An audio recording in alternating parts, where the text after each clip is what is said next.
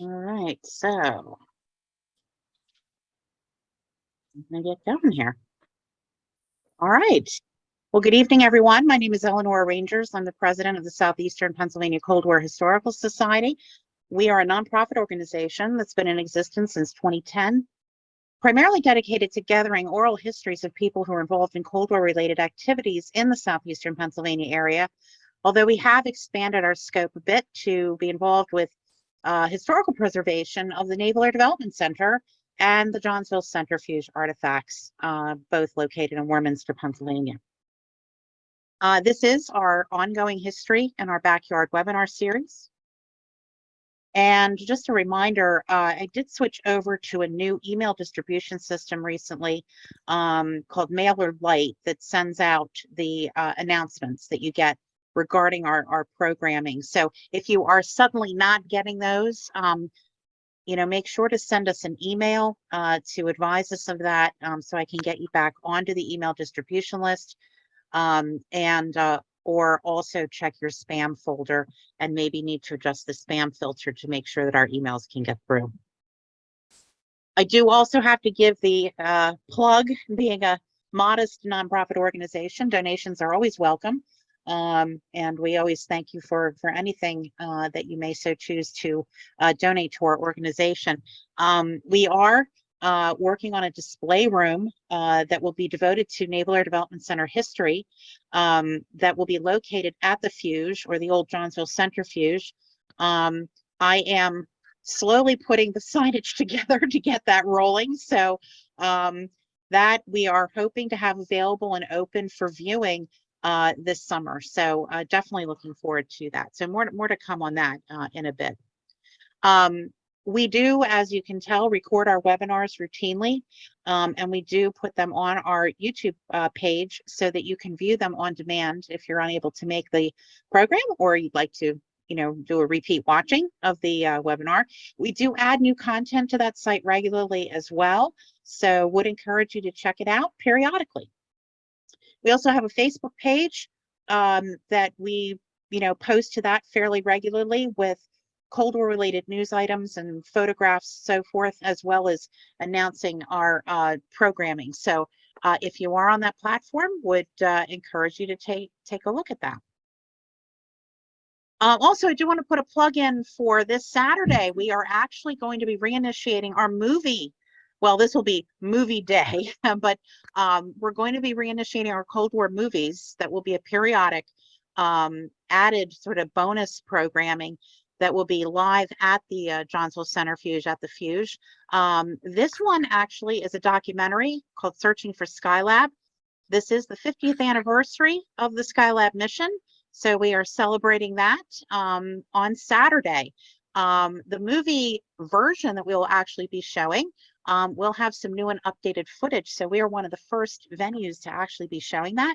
And the other thing that we're doing is, after the viewing of the film, starting at 11 a.m., at the conclusion of that, we're going to be doing a live Zoom Q&A with the filmmaker, Dwight Stephen Benecke. Super nice guy and very engaging. So if you're in the local area, we'd love to have you come.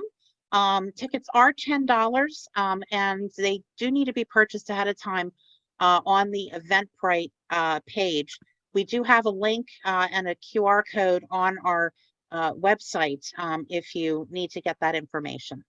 And speaking of Dwight Stephen Benecke, the filmmaker, we do have a little message from him as well. So hopefully this will play and hopefully you can hear it. Hi everyone, welcome to Cocoa Beach, in vicinity of the place where they used to launch rockets. Well, they used to, they still do. In fact, there goes one now. Now, we are taking our film so seriously that we come out to places like this to tell you about a really cool event happening in Warminster in Pennsylvania. I nearly forgot the name of the place, but luckily I researched before I started this to tell you that I know where it's being held at. So anyway,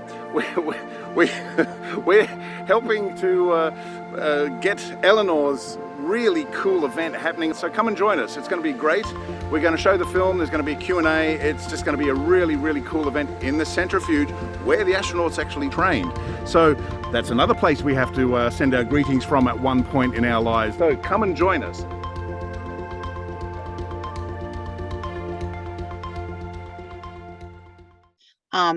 I would kindly ask if you could mute your microphones and turn off your cameras for the presentation. We like to preserve bandwidth for the presenter. And this is a list of our webinar programming for 2023. I do want to make one small note. Next month, we've had to shift our date from June 8th to June 15th for our Berlin Airlift celebratory presentation. In addition, I may actually be switching out the speaker for actually the chief historian of the Berlin Airlift Association. So more details on that to come, but it definitely will be a presentation on the Berlin Airlift, and it will be on June 15th. So that's a week after our normal scheduled second Thursday of the month. So it will be the third Thursday of the month. And there's the information about next month. So with that, I think we will now turn our attention to Naval Tactical Airborne Electronic Warfare Countermeasures with our guest speaker this evening, Bud Holloway. Bud is 50 years of experience in electronic warfare, and he has an extensive military resume with the Navy, I believe. Is that correct, Bud? Yes, all Navy. Okay, all Navy. I'm going to go ahead and turn things over to Bud. So I'm going to get out of this presentation and turn things over to Bud. So welcome. Okay, well, thank you very much, Eleanor. Glad to be here tonight and be able to talk to your group here. I have a passing acquaintanceship with Warminster, Johnsville, the Street Road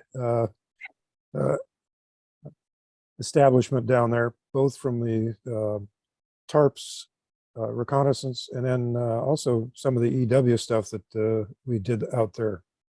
I'm going to go ahead and share my screen. No, let's hope this works.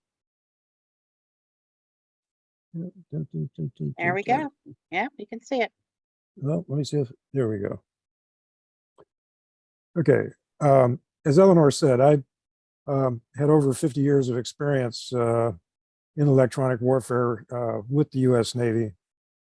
Trained as a ECMO, flew EKA-3 Sky Warriors in Vietnam, jamming SA-2s and Firecan AAA radars. I was happily able to get a Master's of Science in EW at the Naval Postgraduate School. I've been an electronic warfare officer on a carrier group staff, was the electronic warfare officer on the 6th Fleet staff, and program manager for Navy EW Expendables. I was a program manager for Advanced EW S&T, and I was also the commander for the Defense Plant Representative Office at Sperry in Great Neck, Long Island, for their radar and Navy surface warfare missile systems. So have some background knowledge. I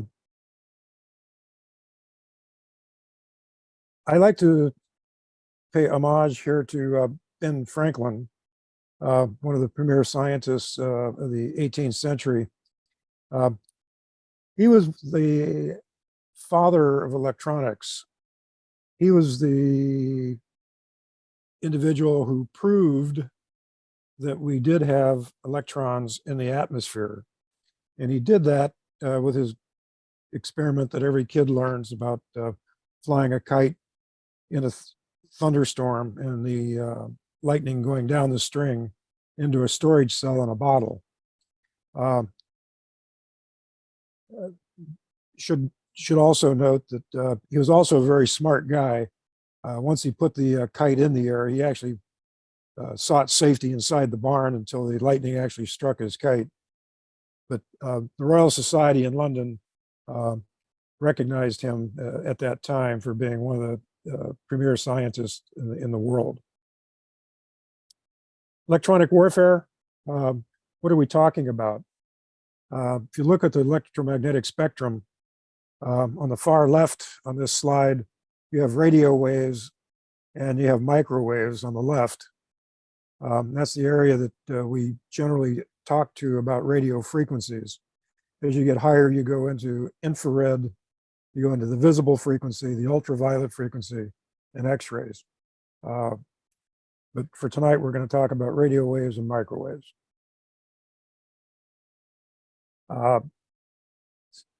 Science kind of copies natural science. In this particular case, this moth from Costa Rica, millions of years ago, as it evolved, it could receive the signals from a bat that was looking for insects. And he would reply with his own signal to jam the moth so that he could live and propagate. So we copy nature. The 1 English squadron, the 360th RAF, was in existence from 1966 to 1994, actually used the moth on their squadron patch to indicate that they were doing electronic warfare. Electronic warfare has been recognized in the comics. I was always a Buck Rogers guy when I was a little kid. And one of my favorite cartoons was when he was battling the Martians that had gotten to the moon. He was shooting at the bad guys and he couldn't hit them because they were using electronic warfare to jam his systems. So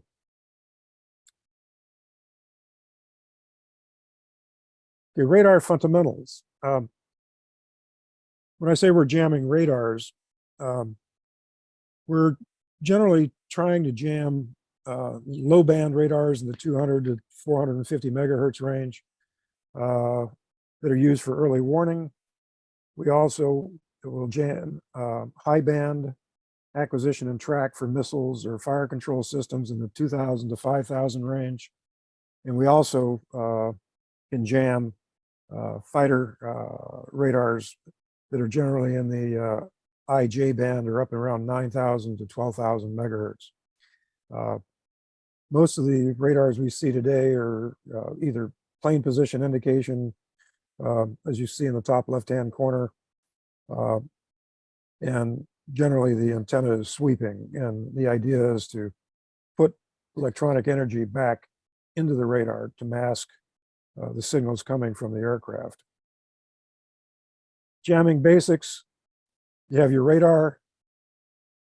He's trying to detect a incoming fighter or attack aircraft that's going to bomb their facilities.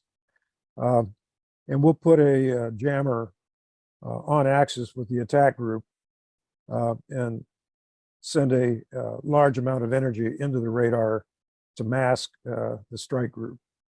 That's basic.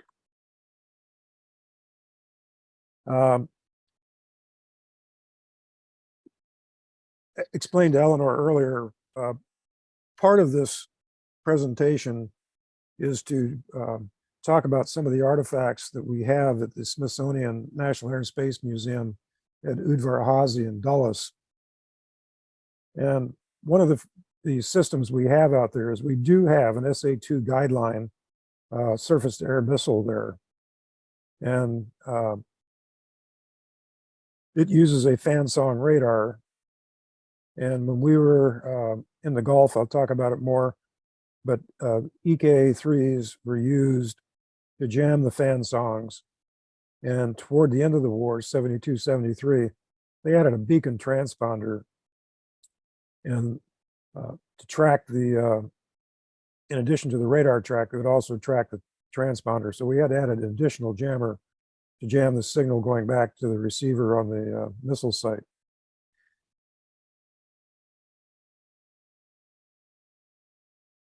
Okay. Most of our jammers platforms today also carry radio communications, comm jammers, communications jammers. And I'd like to, I don't know, it's kind of a foot stomper moment here. We don't jam the radar, or we don't jam the radios. We jam the receivers.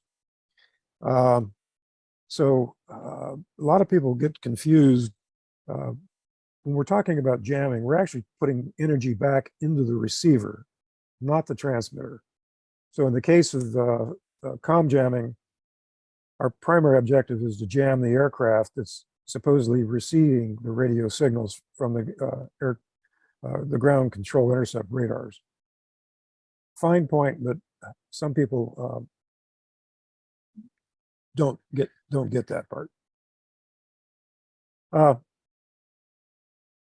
We're going to start back in World War I, when radios first started being used on aircraft. At Udvar-Hazy Center, we have, the bottom picture there, we have the first airborne wireless system that used a trailing wire antenna that is in our collection, and it used a Morse key to send Morse code. They were used on reconnaissance aircraft like the aircraft that's in the picture there that we have at Udvar-Hazy.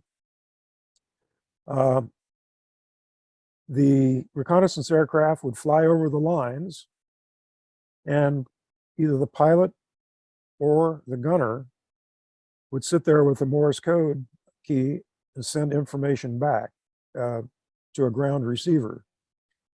And if you look at this Calderon, the French aircraft, you can see the reel for letting out the trailing wire antenna, which would go out to about 300 feet. And it had a RAT, or ram air turbine, on the right wing to provide power. And the observers could send information on the troop dispositions or where the artillery shells were hitting. And one of the things they found toward 1918, after these trailing wire antenna systems had proliferated, was they could actually jam each other. Not intentionally in the beginning, but the Germans found that they could intentionally jam these by sending same signals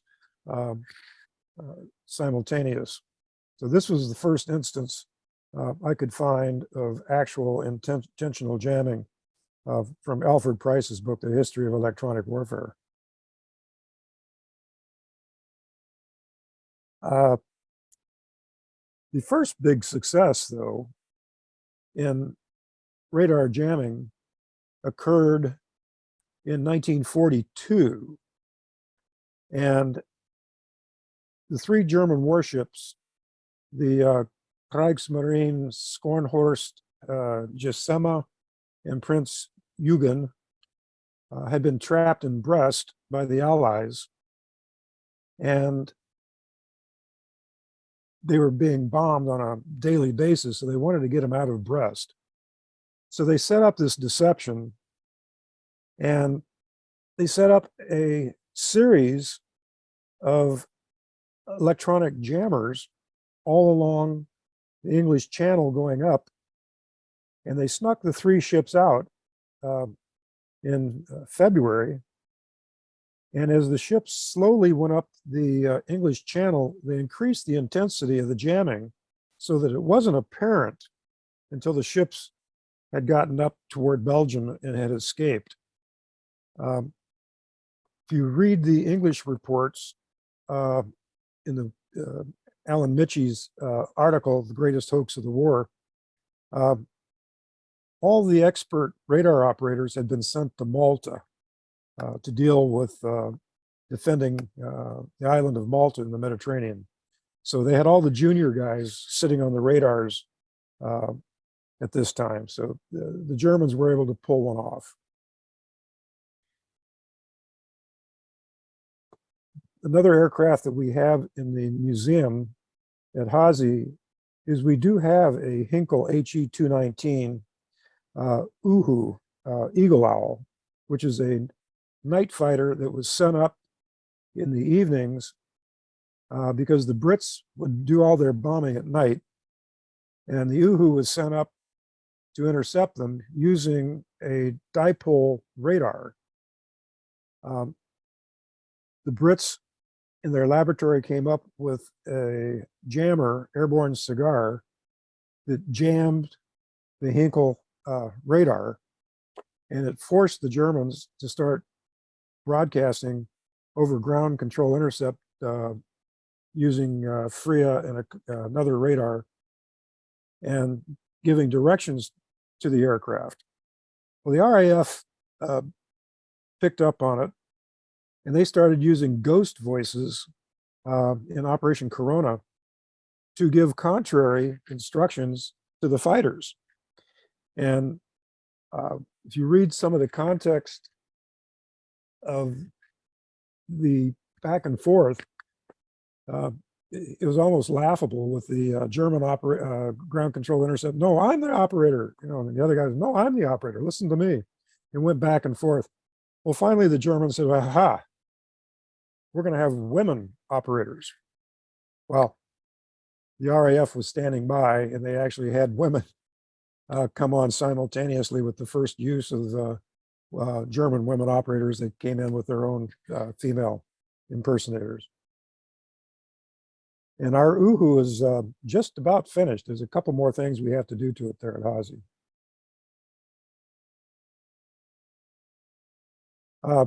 The US, we started using jamming platforms in the B-17. They were actually flying out of North Africa, out of Tunisia, with the 16th Reconnaissance Squadron. They would send out a ferret aircraft at the head of the large bomber streams, and their job was to pick up the actual frequencies of the FRIA and a couple of the other radars the Germans were using. They'd pick up the frequencies, and then they would send them encoded back to the aircraft in the bomber stream so that they could reset their jammers, either carpet or mandrel, to the actual frequency.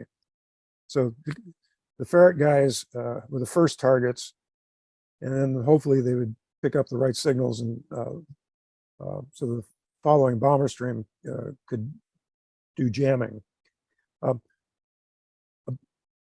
We're going to talk a little bit about chaff and window because it was used also with the jamming. DINA was another system for radar jamming. We have a DINA system in our electronic countermeasures display there at Hazy. The Germans were very helpful to the Japanese. They gave them all the German technology so the Japanese could build their own radars. So the jammer systems that were developed for the Germans could also be used in the Pacific.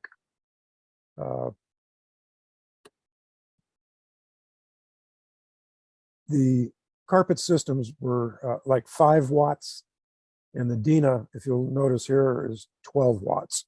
So we're not talking about a lot of power, and the radars weren't all that powerful either.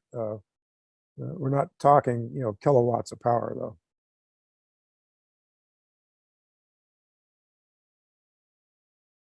One of my favorite jamming systems is chaff. So we're going to take a minute here to talk about chaff.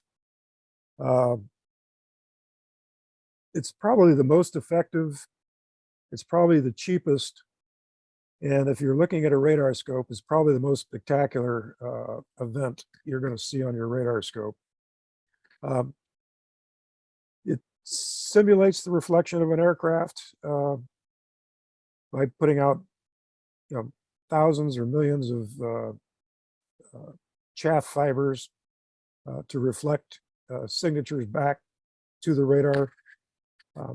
It can black out a radar scope, or it can put so many false targets on there, the operator can't identify a single target. The invention of chaff is attributed to Lady Coran, who was at the RAF Telecommunications Research Establishment. And she perfected it in 1942.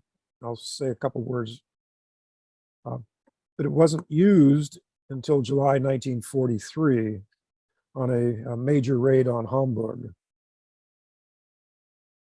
This is a picture of some Lancasters that would go in front of the bomber stream, and they're releasing chaff over Essen on a major bombing effort there. And you can see, this is a picture, a photo picture. And you imagine what that's looking like on the radar scope.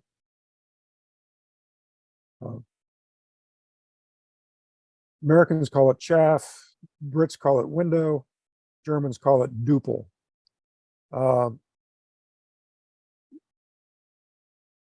The material that was used originally was radio condenser aluminum foil.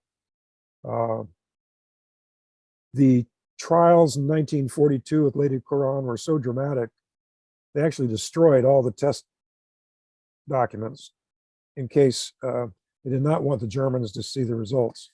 The Germans had already figured this out themselves, and they were afraid to use it. I mean, chaff was so devastating, neither one of them wanted to be the first to use it. But the Brits did use it first on the Hamburg raid. Today, chaff is considered a strategic material, and we store millions of rounds along with our ammunition. We only have one company still in the United States that still makes it, Armatech Esterline, and I don't think they've had a contract to make any more in about the past 5 years. But currently, our chaff is made from fiberglass. It's coated with zinc, and we either make it in large reeves, thousands of feet long, where we use them in bulk chaff cutters, or we use, as is depicted here, individual chaff cartridges on attack aircraft or fighters. Extremely effective. Rope for the low frequency radars. Rope is a 300-foot length of aluminum foil. It has a fabric ribbon on the one end to create a parachute type effect, and it reels out, and very effective for jamming the 100 megahertz to 400 megahertz radars. And we have some of that out at Hazy.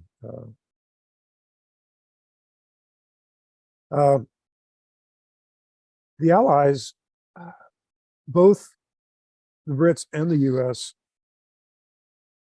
they tried the direct attack of AAA sites by B-17s, P-47 Thunderbolts, and Mosquito aircraft.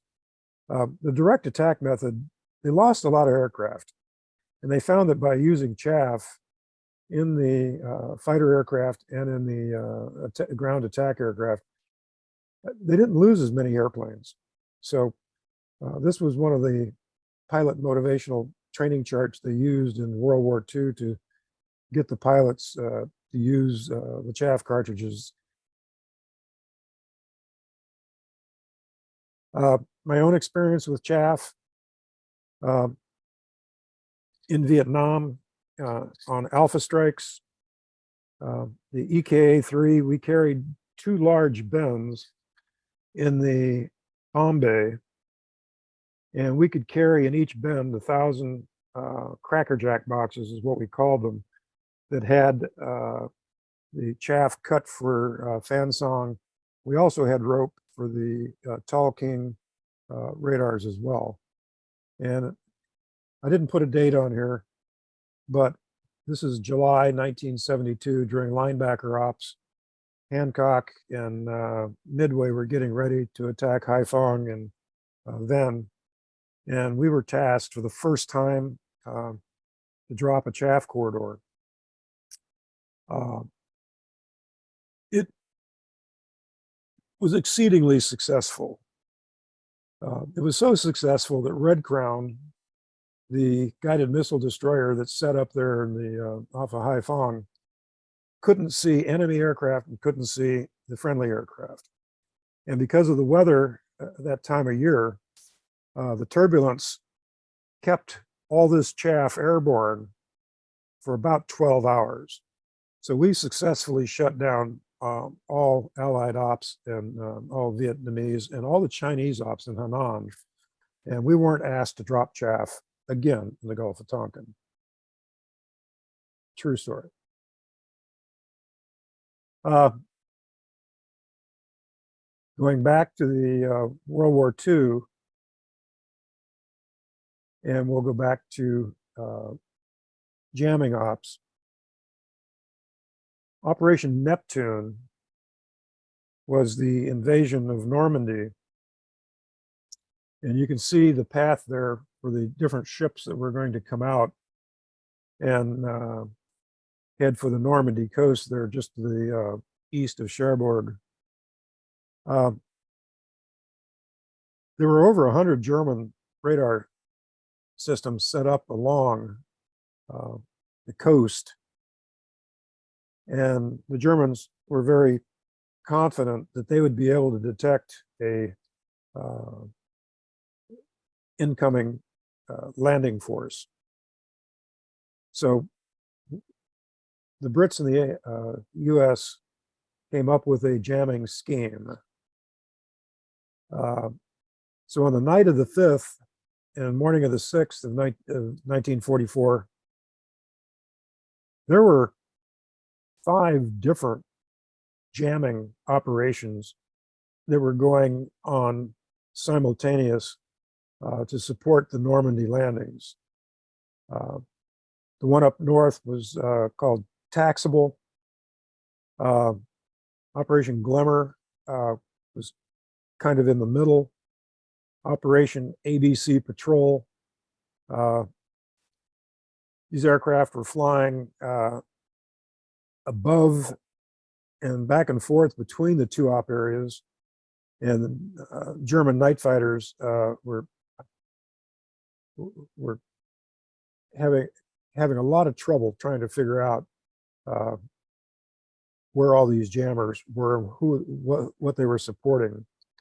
And to kind of add additional havoc, Operation Titanic was the RAF went in with about 50 Dakotas and dropped wooden parachute dummies over the Le Havre area in the midst of all of this jamming.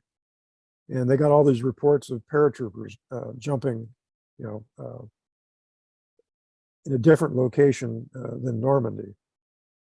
And then Operation Mandrel was the RAF and US bombers trying to conceal the actual landing at Normandy.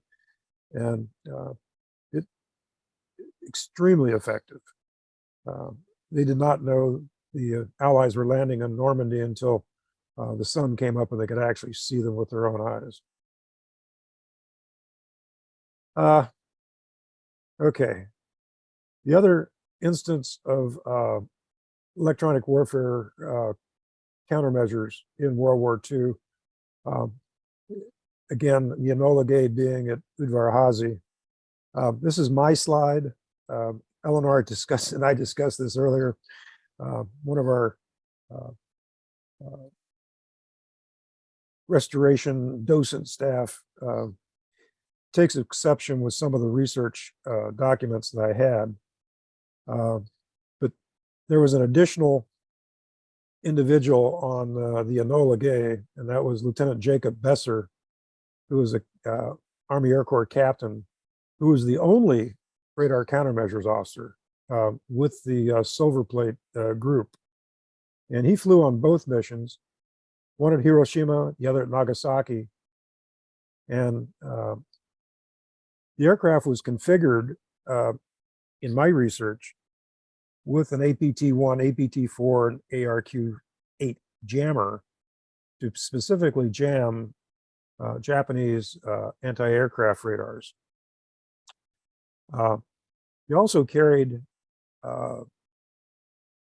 receivers to cover the frequencies of the proximity radars that are on the Little Boy.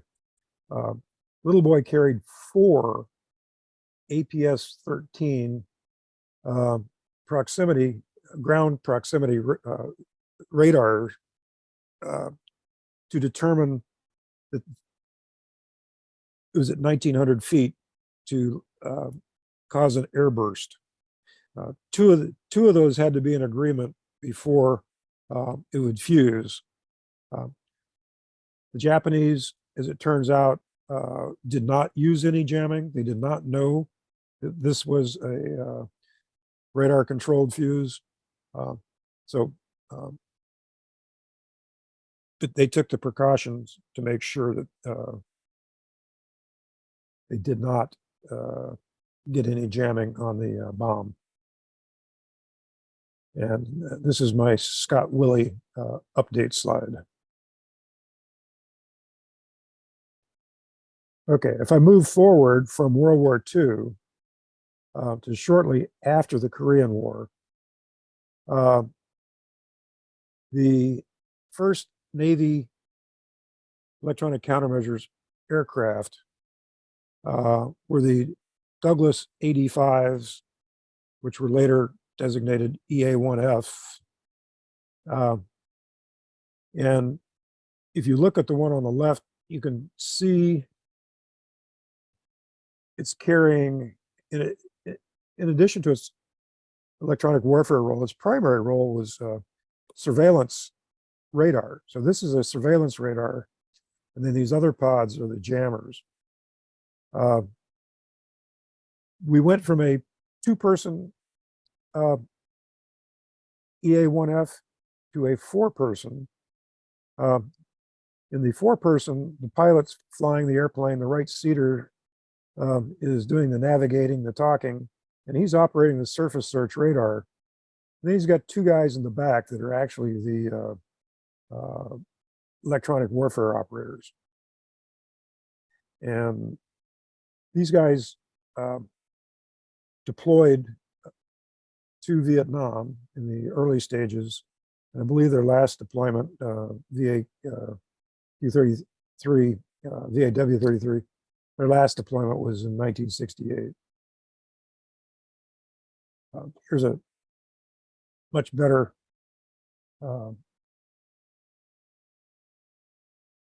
picture of the EA-1F. And you can see it has a search radar here in this large blivet here, and carries an extra gas tank, and then these smaller missile-like are the actual jammers.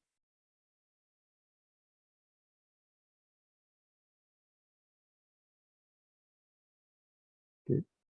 Complementing the Navy efforts in the EA-1 were the Marines, who were using their Sky Knights, their Douglas F-3Ds, which were converted bombers. And they were actually fairly sophisticated, a lot more sophisticated than the EA-1F. And they carried their jammers internal. And they would fly either out of Da Nang or Chu Lai, and they operated right up until the 1969. 19 and they retired them when they came back. But the Marines did have a very effective jamming platform with the Skynight. The Marines used their experience with the Skynight to get Grumman to convert some of their intruder bombers into electronic only aircraft to support the bombing in North Vietnam and in Laos. They first introduced the two-seat electric intruder in 1966, and they carried 3 ALQ-76 pods, one on center line and one on either wing. And they also carried an ALQ-55 comm jammer to break up the North Vietnamese ground control intercept stations. And the Navy saw what the Marines were doing, and but the Navy still wanted the additional countermeasures officers. We'll talk some more. The Navy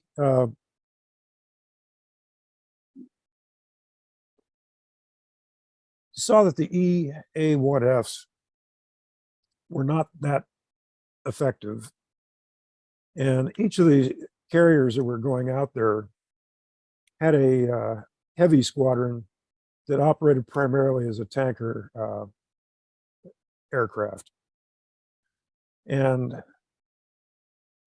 the 1969 to 1973 timeframe, NAVAIR built the TACOS aircraft, Tanker Aircraft Carrier or Strike, the EKA-3B Skywarrior. The A-3 was a nuclear bomber.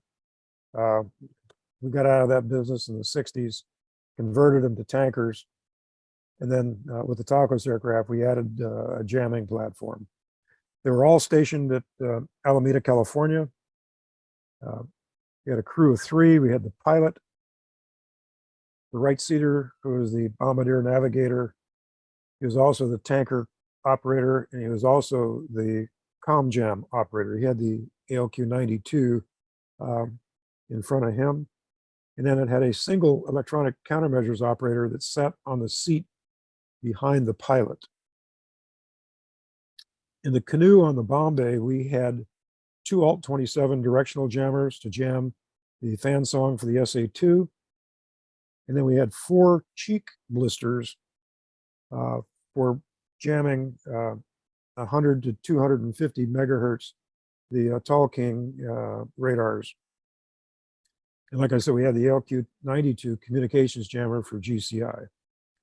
And we had the 2 chaff bends in the bomb bay, which were optional. We could load them up with 1,000 Cracker Jack boxes of chaff.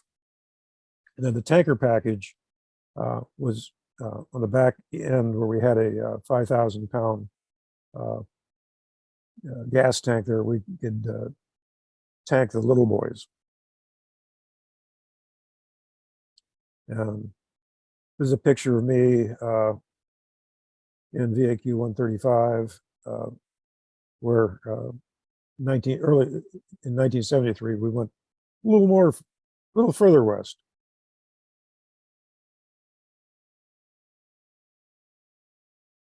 Okay, we replaced the EKA-3s and the A6 electric intruder with the EA-6B Prowler.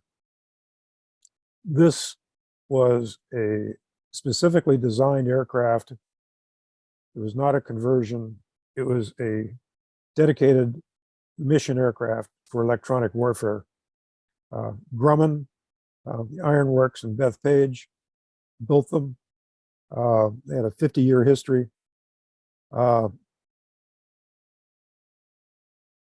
First flew in 1968. Last aircraft is currently at the Udvar Hazy Museum. It was last flown in 2019. So it had 50 years of service. And it was first used in North Vietnam during linebacker ops in 1972. It was the first introduction. Primary weapon system on the EA-6B is the LQ-92 jamming pod. It has a ram air turbine on the front that powers a electrical generator for the first transmitter and the second transmitter. There's an electronic control board in between the two transmitters where you can give the directional antennas guidance. And once you give these directional antennas guidance, they will actually stay on the radar they're tracking. LQ-99 system is still in service. We received the last EA-6B at Udvar Hazy in 2019. Up until a month ago, we did not have pods on it because we were still using the pods. We got 2 shells delivered last month, and they were installed on the aircraft 3 weeks ago. So the LQ-99 system with updates is still being used.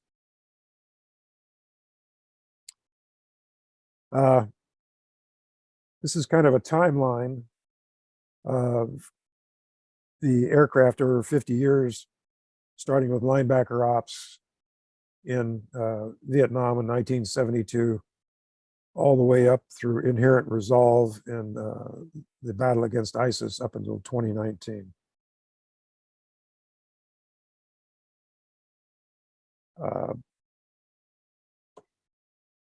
We have used the EA-6B extensively. This is a picture of me once again. This is in November 1983. This was a reprisal raid on the Hezbollah training facility in Baalbek, Lebanon. It was the first ever combat mission flown off the USS John F. Kennedy, surprisingly. And 2 EA-6Bs escorted 8 Super Entendard and 8 F-8 Crusaders off of the Clemenceau en route to their strike against the Hezbollah training facility in Baalbek. Very successful. And they showed their appreciation by coming over from their carrier with 2 cases of wine to celebrate that evening. The EA-6B Prowler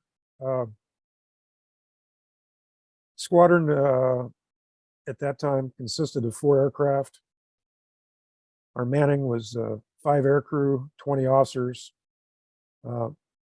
Unlike the Air Force, the Navy officers, we have collateral duties. You know, somebody's going to be the admin officer, the personnel officer, the maintenance officer, the line officer, the ordnance officer. We also have 3 dedicated maintenance officers who are lifers that are lieutenant or lieutenant commander that work their way up through the ranks. We have 1 intelligence officer that supports us, and we have 120 very talented enlisted technicians that support those 4 aircraft. All Navy EA-6Bs, all the training occurs at NAS Whidbey Island, Washington. The Marines, VMAQ 1 and 2, after they get their training at Whidbey Island, their aircraft are, their 2 squadrons are maintained at Marine Corps Air Station Cherry Point. There are 10 sea-based squadrons attached to air wings on board carriers. And depending on which year it is, we either have 4 or 5 expeditionary squadrons. Thanks to the U.S. Air Force, they have gotten rid of their EF-111s back in the late 80s, and they turned that mission over to the Navy, and they pay for 4 or 5 squadrons of expeditionary aircraft that are actually that are attached to the COCOMs in country and are not carrier based. Generally, we deploy about every 14 months for 6 to 8 months. Most of the time, that deployment cycle gets shortened and the deployments get lengthened. They're much in demand aircraft. So they're always going out on deployment.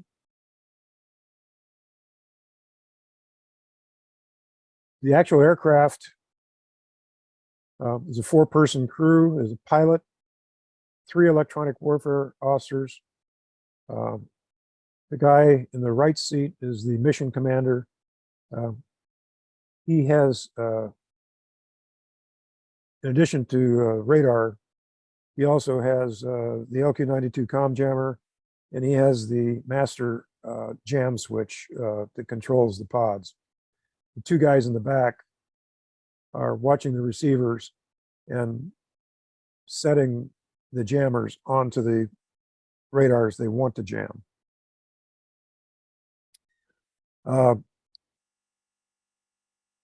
We do not have the same engines that are on the A6s.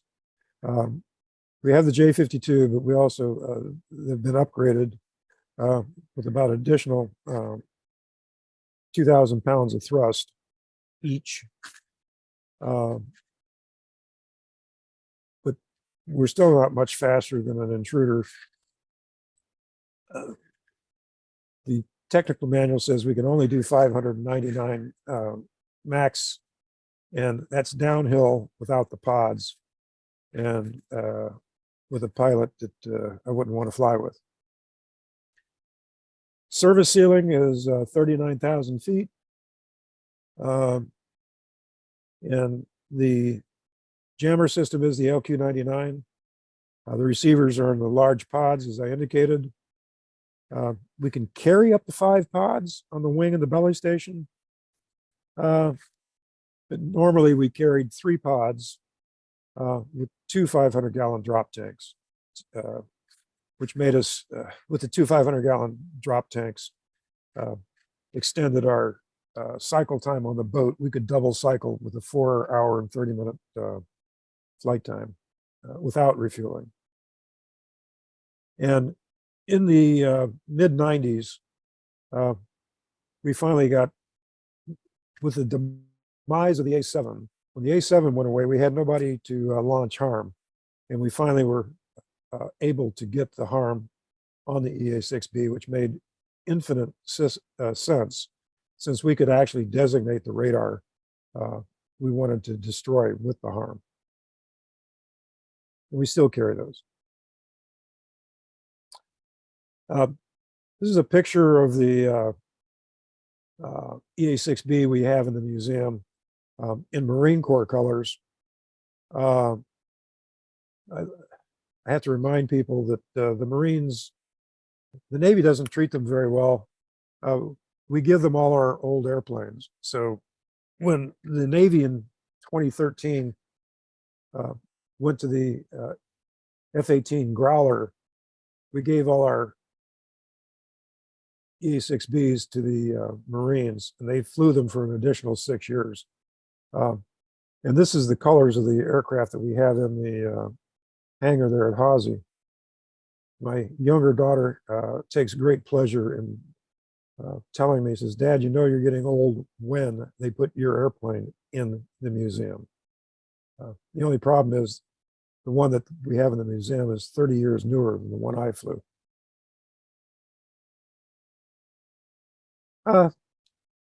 This is a caricature of the EA-6B that the Marines would like to have, with lots of operators.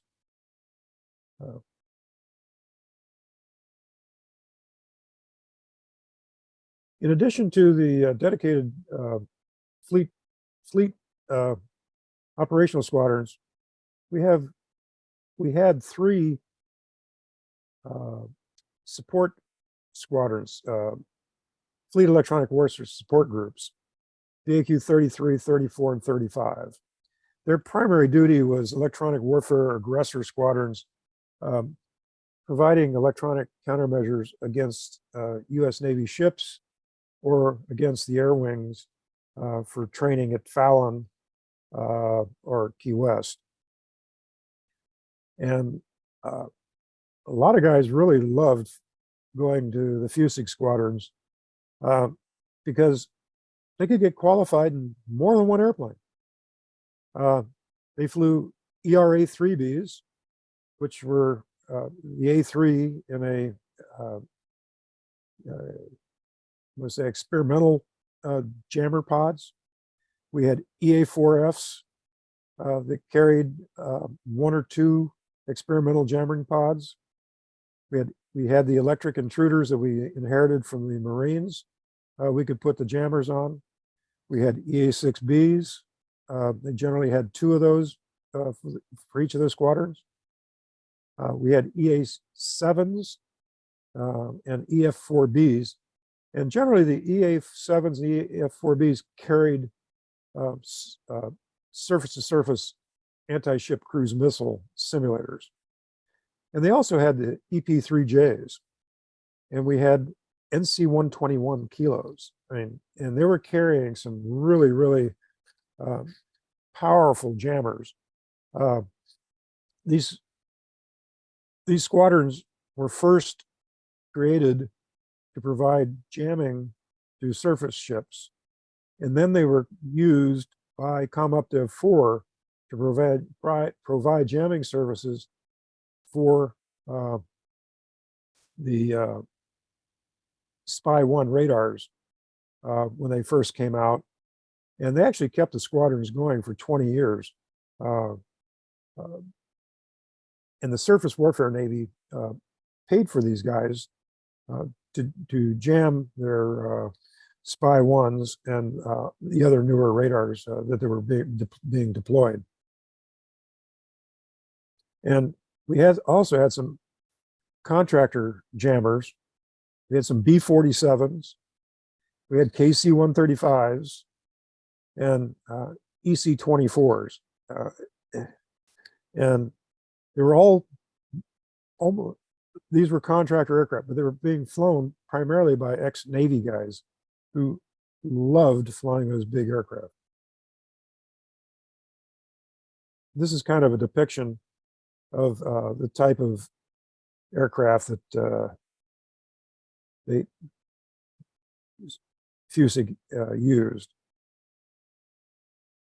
Okay, in 2013, the Navy effectively got rid of all of their EA-6Bs, and we had switched over completely to the Boeing EF-18G Growler.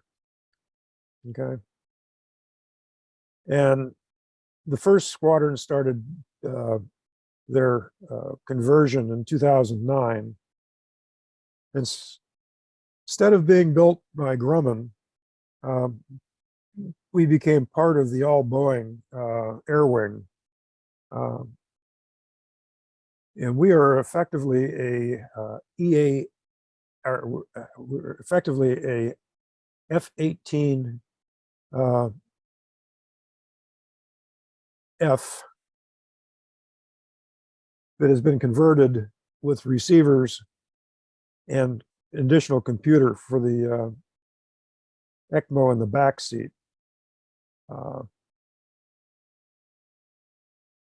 Same mission, essentially the same capability, better speed, able to keep up with the strike group.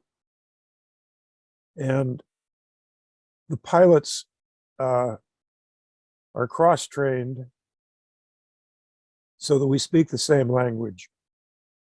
It's been very effective. And instead of 4 aircraft per squadron deployed, with the additional common maintenance, we've upped the number of airplanes to 5 Growlers per air wing. Again, they're still deployed or home based at Whidbey Island, Washington. We still maintain the replacement air group there is a VAQ 129. Today we have 10 carrier squadrons, and we're down to 3 expeditionary squadrons. And that may have changed with what's going on in the Ukraine. My understanding is that we have a max effort going, and that we may have as many as 14 aircraft forward deployed to NATO in an expeditionary role, in addition to the carrier aircraft. Kind of a repeat here, 10 squadrons, 3 expeditionary.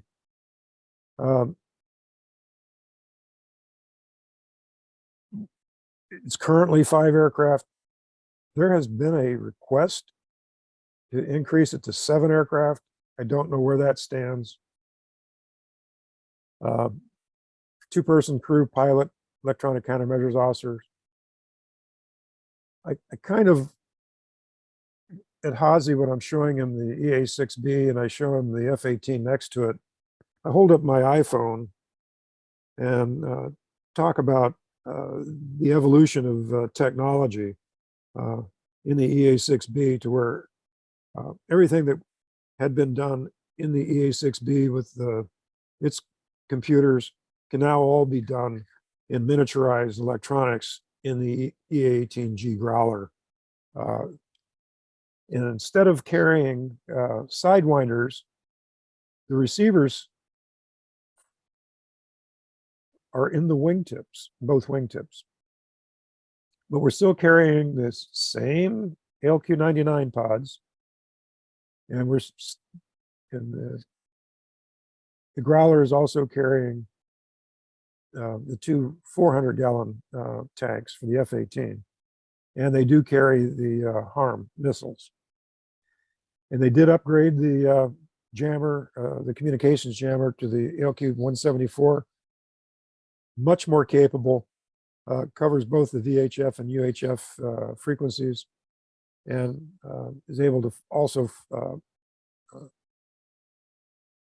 jam frequency hopping radios. The last note down there says the LQ-249 Next Gen Jammer with gallium nitride technology is going to be introduced into the fleet this year. They actually got introduced into the fleet last September. So we're getting new pods, and we're getting more powerful and wideband and all kinds of computer controlled jamming techniques.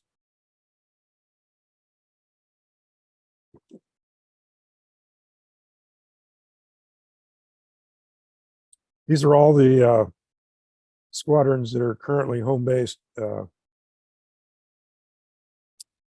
at Whidbey Island.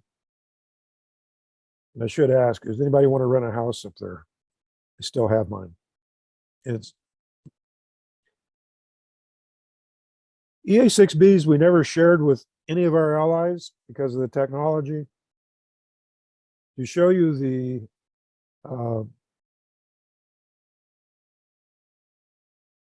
closeness of the friendship we have with the Australians, we sold 12 Growlers to the Australian Royal Air Force. And when I say we sold them the airplane, there was no holding back anything. They train with Whidbey. We go over there and deploy and use their ranges. A lot of the intelligence that we use is derived from the Australians. They're a lot more forward in the theater than we are. But it's been a great, great marriage. It's probably the smartest thing we ever did was give the Aussies the growler.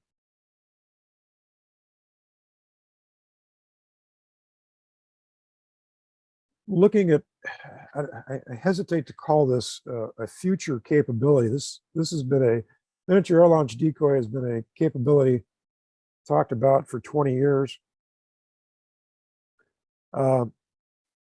Getting away from the dedicated jammer aircraft, some of the other capabilities that we have are the miniature air launch decoys. Navy's interpretation of miniature and the Air Force's definition of miniature. Navy thinks of miniature as being about 12 inches, but the Air Force, their air launch decoys for their B-52s, their B-57 Hustlers, if you've ever seen the one we have out at Hazy, it's the size of a F-86. And so anything smaller than F-86 in the Air Force's mind is miniature. So we've been working with the Air Force for the past 20 years to build a electronic decoy to be launched from B-52s, C-130s, A-10s, and F-18s. This was a capability that we used in Libya in 1986. I had to borrow my air launch decoys from the Israelis, who were more than happy to provide us with them at that time. The Samson decoys.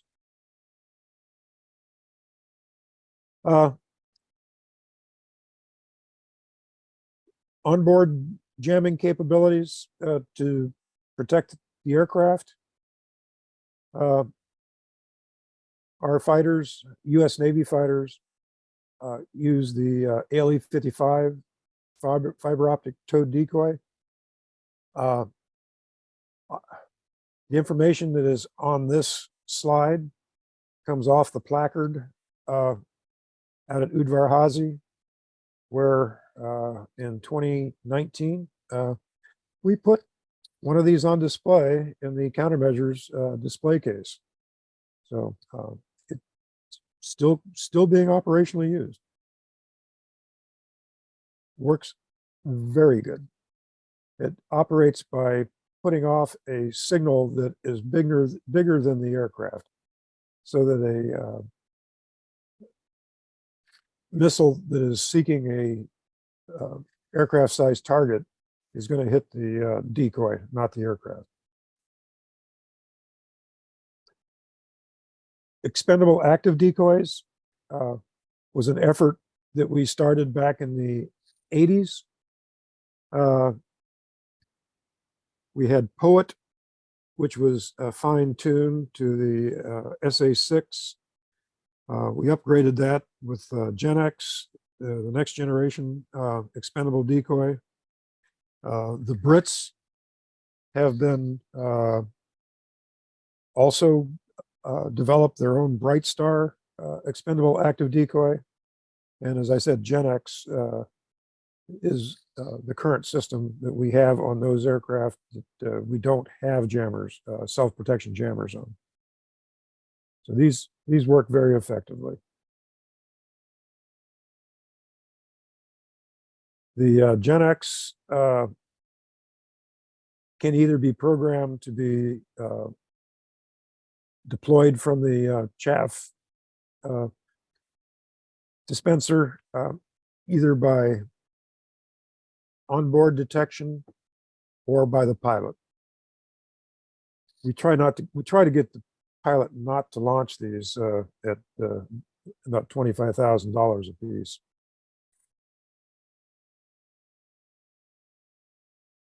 In the future, I don't know, I spent the last 12 years at Naval working on lasers for aircraft self-protection.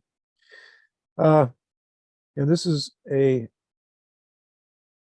combat C-130 with a high power laser I just read today where they delayed it another 2 years, but I don't know. It's feasible. And I first gave this presentation back at Christmas time, and saw this in the Journal of Electronic Defense. The real reason you never see Santa Claus is because he's carrying his own jammer.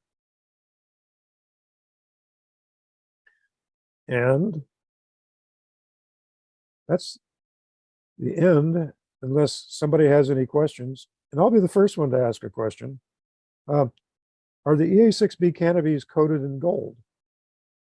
And yes, they are. If you come out to Udvar Hazy, you can see the canopies are sprayed with an inhibiting coating that includes gold particles to deter RF energy entering into the cockpit and prohibiting the crew from having male children. So in order to protect the crew and to ensure that we had progeny, they coated the canopies in gold. That's a true statement. Okay. Wow, that was fascinating. Now, I want to kick off with the first question I have, and I was jotting things down. Chaff fascinated me, and the Which? discussion about chaff. Chaff, yes. Yeah, chaff was fascinating to me. And my question is, if it's so incredibly effective, why bother having all these other electronic systems for jamming? Okay, I showed you the one slide from July of 1972. Yeah. What I didn't show you were the 3 instances on the East Coast with the FUSIC assets doing electronic warfare exercises with the fleet coming out of Mayport in the early 1980s, where we shut down the whole East Coast air traffic control system. I was thinking that I was like, wow, that could be a pretty scary way of shutting down ATC. Yeah, and the problem is with the air currents going from sea level up to 20,000 feet, if you're dropping chaff and you're sitting there calculating, okay, chaff is going to drop at a rate of 500 feet per minute, that doesn't take into consideration updrafts, downdrafts, wind shear, and everything else. That stuff it's angel hair, and it just dissipates. And each one of those things acts as its own dipole and just re-radiates all the energy that hits it. And it's not just radar energy, it's anything else that it can recycle. And it just makes a mess of everything. Mm. And there have been attempts to use graphite, just ground graphite to cover our ships, to hide them. And then we found out that graphite loves an electrical source. So all the graphite that we would put up to cover a ship from anti-ship cruise missiles goes straight to all their armatures for all of their motors and stuff, and shuts all their electronics down. Oh boy. There's for all the good stuff you're doing, there's a reason we tested out at China Lake and Fallon, and we tested out of Mayport, or we tested out of San Diego. There's a lot of things that we find out that with electronics that you want to do the good, but you don't want to screw your own guys up. Yeah, exactly.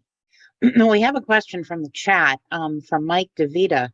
And his question is, any thoughts about how jammers are being used in the Ukraine versus the various drones being used by both sides? Yes.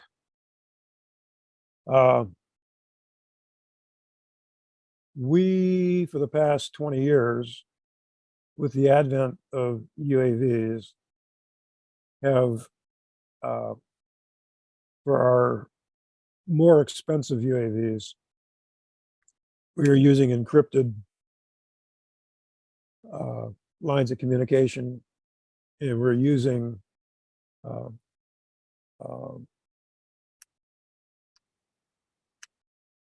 let me put it this way, we're not using line of sight communication. We're using other means of communication. We have developed with Raytheon, and we've developed with the Army and the Air Force several high-powered microwave systems to jam communication lines for handheld drones. They can either be held, you've seen it, a lot of them are look like something out of Star Wars, a space rifle. Others are Jeep mounted. There are several systems, and it became very obvious to us in 2014 when the Ukrainians came over here to provide us with lessons learned. They were very informative to us about Russian electronic warfare.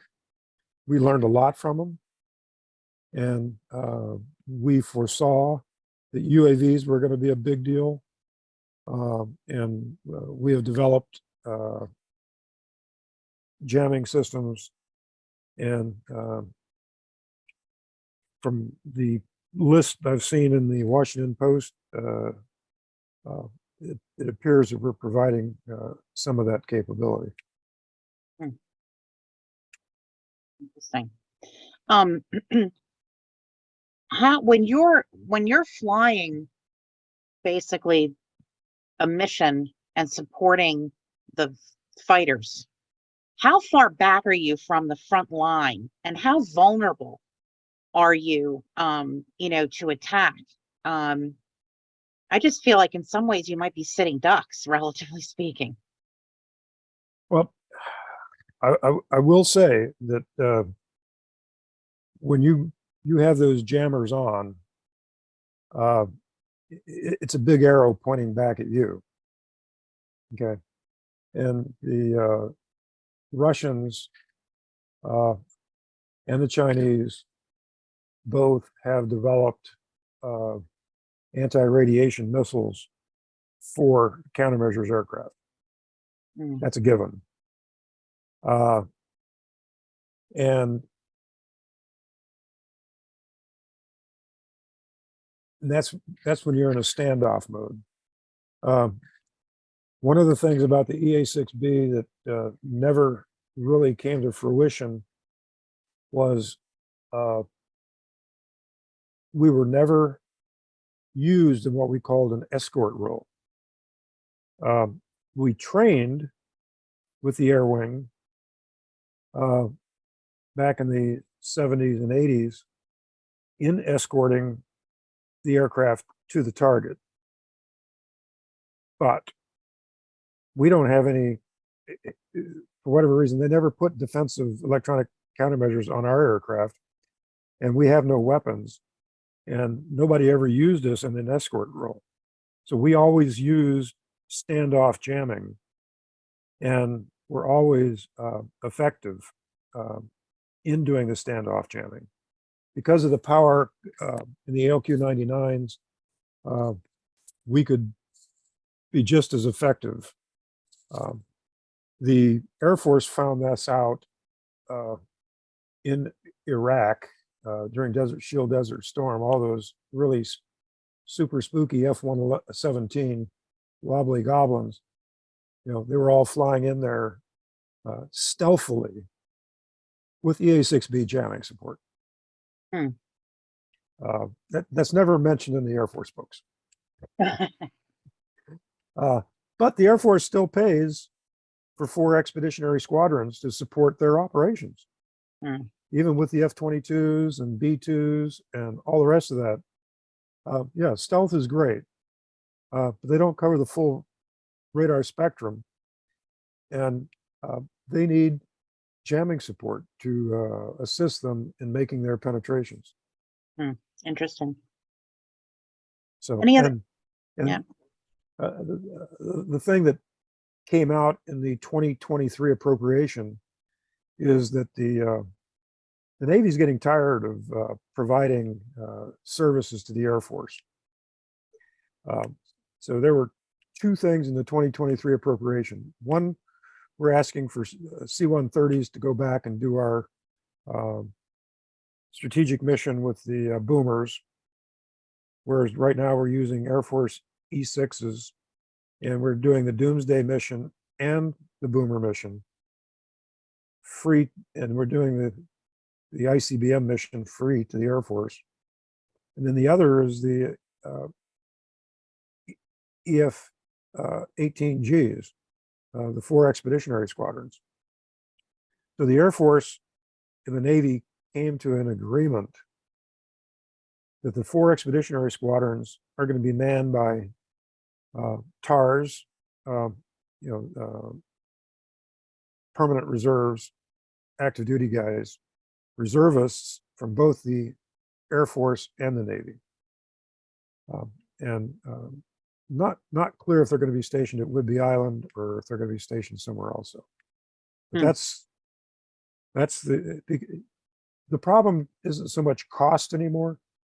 The problem is personnel manning. Who's got the manning to spare to, so the Air Force and the Navy has kind of agreed to split the personnel. Dynamic, everything always changes. Oh, of course. Any other questions from the group? Come on, the street road gang, gotta have some questions. So, Super. all right. Yeah. So, all right. I'd like to thank you again, Bud, for your willingness to do this, and Okay. join us next month. Again, June 15th. So a slightly different date than usual to accommodate our speaker. But we are going to be discussing the 75th anniversary of the Berlin Airlift. So hope you can all come out for that. And I think with that, we're going to say goodnight.